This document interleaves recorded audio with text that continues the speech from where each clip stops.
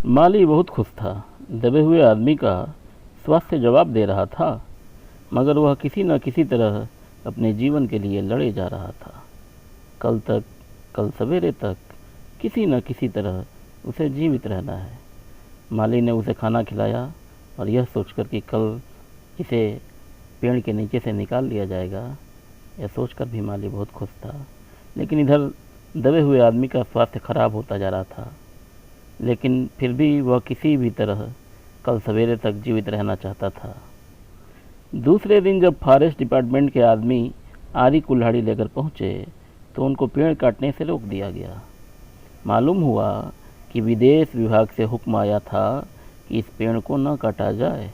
कारण यह था कि इस पेड़ को 10 साल पहले पिटोनिया राज्य के प्रधानमंत्री ने सेक्रेटेरिएट के लॉन में लगाया था। अब अगर यह पेड़ काटा गया तो इस बात का काफ़ी अंदेशा था कि पिटोनिया सरकार से हमारे संबंध सदा के लिए बिगड़ जाएंगे।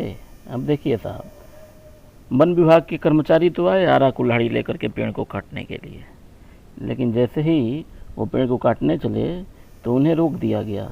क्या पता चला कि विदेश विभाग से ये हुक्म आया है कि इस पेड़ को न काटा जाए। कारण यह था कि 10 साल पहले पिटोनिया राज्य के प्रधानमंत्री ने इस पेड़ को यहाँ लगाया था, तो अगर यह पेड़ काटा गया तो पिटोनिया सरकार से हमारे संबंध बिगड़ सकते हैं। मगर एक आदमी की जान का सवाल है, एक क्लर्क चिल्लाया। दूसरी ओर 2 राज्यों को संबंधों का सवाल है, दूसरे क्लर्क ने पहले क्लर्क को समझाया। और यह भी तो समझो कि पिटोनिया सरकार हमारे राज्य को कितनी सहायता देती है। क्या हम उनकी मित्रता की खातिर एक आदमी के जीवन का भी बलिदान नहीं कर सकते? अब देखिए, एक क्लर्क कहता है, तो इससे क्या हुआ कि किसी देश के प्रधानमंत्री ने इसे लगाया है। यहाँ तो एक व्यक्ति के जीवन का सवाल है, तो पेड़ को क्यों न काट दिया जाना चाहिए और उसके नीचे से व्यक्ति को निकाल लेना चाहिए। फिर दूसरा क्लर्क बोल पड़ता है कि ज़रा ये भी तो सोचो कि पिटोनिया राज्य हमें कितना सहायता देती है, और एक राज्य की मित्रता की खातिर हम एक आदमी के जीवन का दान भी नहीं कर सकते। कभी को मर जाना चाहिए निसंदेह। अब उन लोगों के द्वारा यह मत व्यक्त किया गया कि जाने दो, इस कवि को मर ही जाना चाहिए, क्योंकि हमारी मित्रता तो प्रगाढ़ रह जाएगी। अंडर सेक्रेटरी ने सुपरिटेंडेंट को बताया, अधीक्षक महोदय को अंडर सेक्रेटरी ने बताया। क्या बताया? आज सवेरे प्रधानमंत्री दौरे से वापस आ गए हैं। आज 4 बजे विदेश विभाग इस पेड़ की फाइल उनके सामने पेश करेगा। जो वे फैसला लेंगे वही सबको स्वीकार होगा।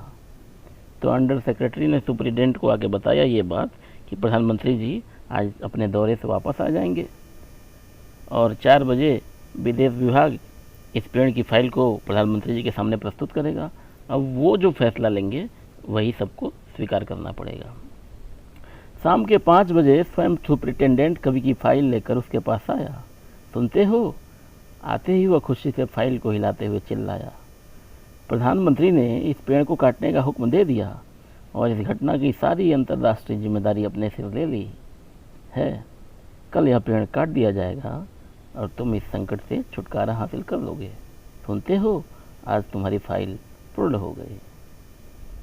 अब सुपरिटेंडेंट फाइल लेके दबे हुए आदमी के पास पहुंचता है और उससे कहता है कि देखो, हमारे प्रधानमंत्री ने इस पेड़ को काटने की इजाज़त दे दी है और इसकी सारी अंतर्राष्ट्रीय जिम्मेदारी, यानी इस पेड़ को काटने का जो भी बुरा परिणाम आएगा वो अपने ऊपर उन्होंने ले लिया है, और कल यह पेड़ काट दिया जाएगा और तुम्हें इसके नीचे से निकाल लिया जाएगा।